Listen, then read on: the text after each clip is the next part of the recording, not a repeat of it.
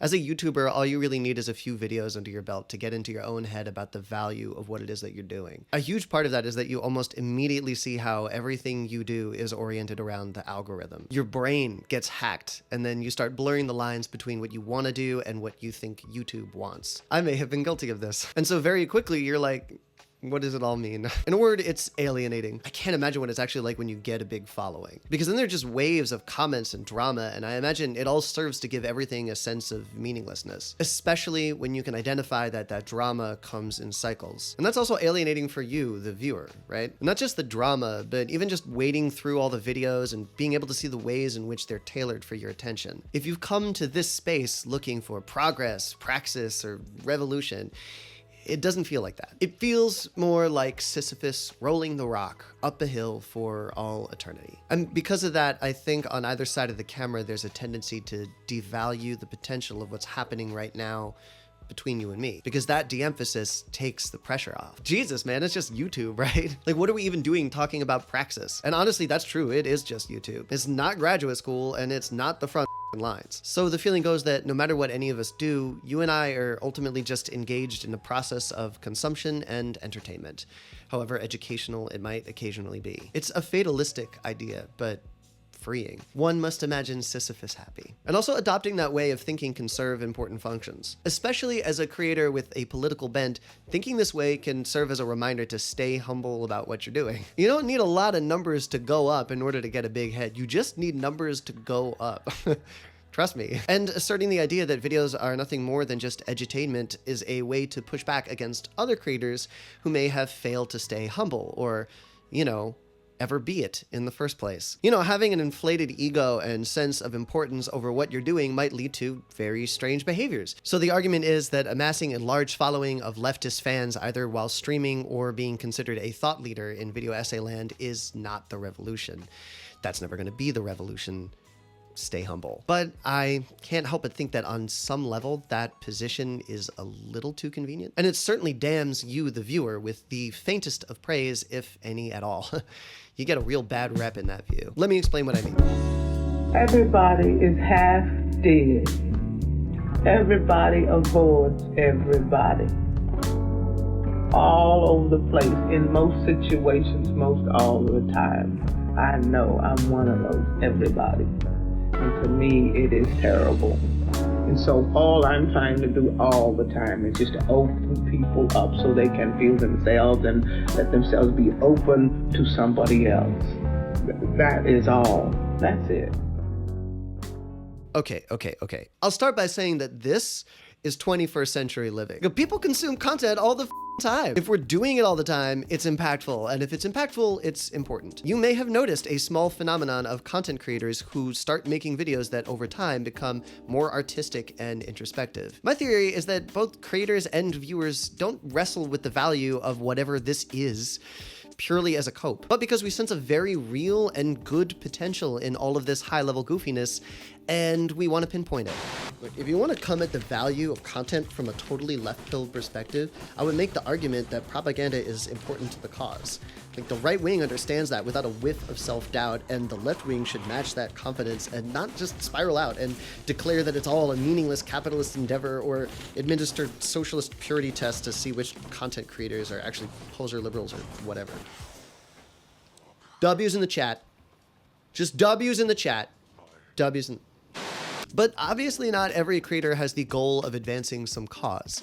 Some of us just want to make art or do weird shit or make a living while retaining a soul or call out bad stuff without the explicit consumption that we're participating in some movement. But still, I doubt very many of the big creators would say that they don't have responsibilities to their audience. And that's because they know that whatever is going on here has consequences. Because what content really comes down to is the spread of ideas, commercialized or not, liminal or subliminal. But it often feels like we don't have much control over how our ideas spread or to what effect. So it seems really naive for a creator to think that they can just put an idea out on YouTube or any social media and then have it directly affect real world action as they intended to. To a creator making content to advance a cause, another leftist might come along and say, your content merely feeds the machine. Your videos are commodified theory, not theory in action. And that would be compelling logic. Because ideas don't travel in a vacuum. They get diverted perverted and distorted, especially when the roads by which they travel are constructed by technocrats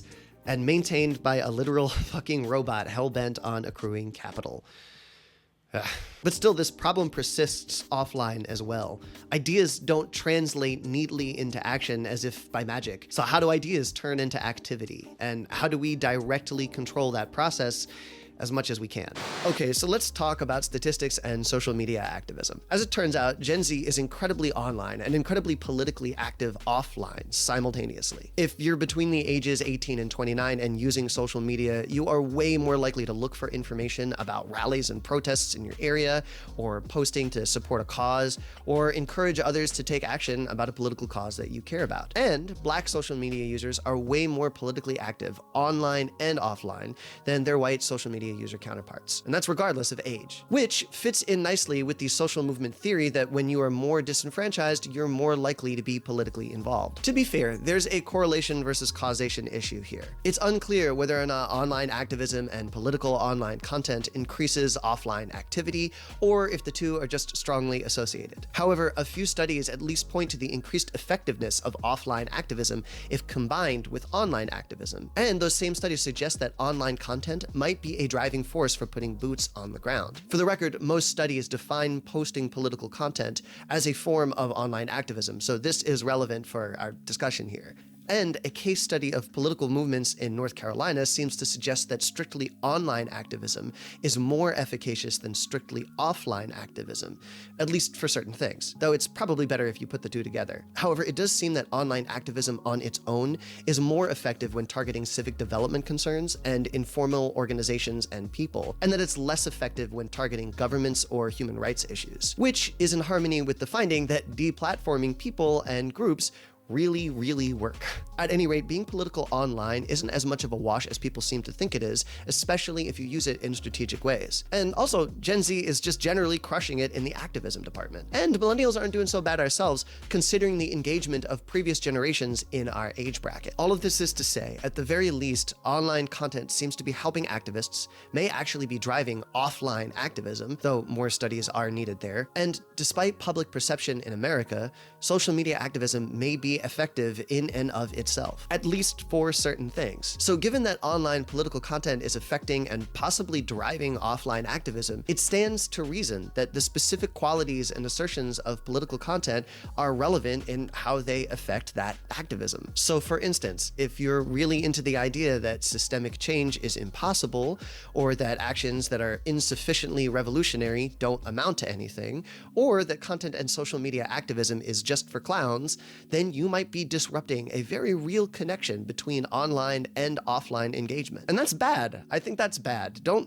do that. I also want to be clear. The remainder of this video is going to be largely opinions based on my own personal experience and inferences. Less facts, more opinions. And I'm hanging a lampshade on that because I don't want it to seem as if I'm trying to pass these opinions on as fact, or that I think that I'm some authority on the subject. Almost by the nature of this medium, it's easy to come off as didactic, as if because I have the camera and there's supposedly a bunch of you, I'm the teacher and you're the students. I mean, I'll let you know when I think that I have a special claim as an authority on a subject, but this one isn't it. I still think there is a lot of value in sharing opinions in this way, because I really believe in dialectic. Sharing opinions is good. It's part of how we figure stuff out. And I like the idea of me giving you an idea and saying, what do you think about this? Is this good? Is it bad? Are there good parts or bad parts? I mean, you tell me. But I'm not so sure anymore that YouTube works best that way. So in future videos, I think I'm going to put more emphasis on research when it comes to politics anyway.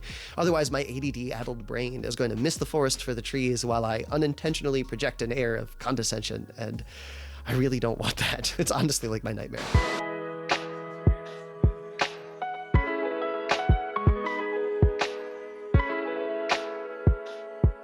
Look, a big reason why I started this channel is I owe a lot to content creators on YouTube. Because of the video essay space, I have a much greater insight into the experiences of other people with different identities. But most importantly, I'm more engaged in the literal real world now. I now do more things offline that help people, and that's because I became a YouTube nerd. And that's the thing that most excites me about this. This is why I made that video about doom and art that refuses to opiate. But to be fair, my story isn't everyone's story, because content by default is designed to draw you in, keep you here on this platform for as long as possible, and therefore keep all the ideas it trades in locked inside you. Doing the opposite requires a lot of intentional effort from all parties involved. I bet a lot of us nerdy leftists stay inactive in part because we feel that whatever we might be willing or able to do would be sufficiently revolutionary or effective. And I think that's self-defeating. Sometimes you need to work yourself up to being effective, and a great way to get yourself there is simply to just start making small changes to align your actions with what you believe. What I'm saying is even Che Guevara started out in local politics, and not everyone needs to be a Zapatista in order to be revolutionary, or even just to help out. Politics can make you feel moral and righteous and, let's be real, a little smug. And that can be true on top of the fact that you genuinely care. But if you don't put what's in your head to use, then that's where it stays, and it will only serve as a balm for your own mental wounds. And then it becomes so precious to you that you'll be afraid to put it to use, because then you might find out that some of your ideas are wrong or don't work. You might experience a crisis of faith. You'll lose your religion. This is just my analysis of what was going on with me and what I see a lot out there online. But the truth is that you don't actually need to know about formalized theory in order to do it. If you hold too tightly to theory, you'll just be drawing the map forever. What that can look like is discouraging baby steps toward activism because it's not based enough. And what that can also look like is devaluing the potential that art and content have to create activity. And because why? Because video essays are commodified like everything else in this hellhole? If creators and audiences who are convinced that their content or their content daddy is capital R revolutionary impede progress because they prioritize the content over action, then asserting that all this video essay stuff is just entertainment has a similar effect, and we cut off our noses to spite our faces. Not just because we'll create content without thinking about how to activate, but because we'll consume content without the sense of obligation to turn what we learn into actions. Look, no one has to make content or art with the express goal of getting people activated, but let's not pretend that there isn't any potential here for those who do. It doesn't always have to be calls to action. It can just be about figuring out how to infuse your content or your rhetoric or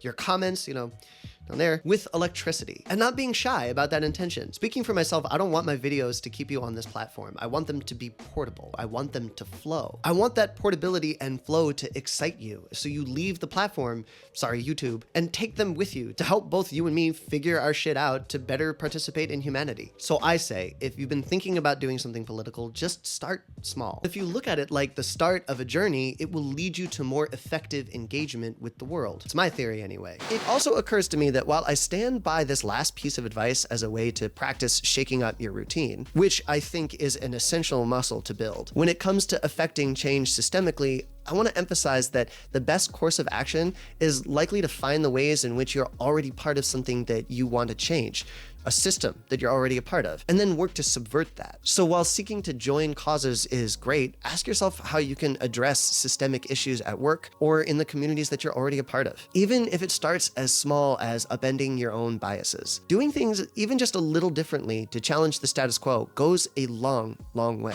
And if you're looking for some more inspiration through art and content, don't neglect the small channels.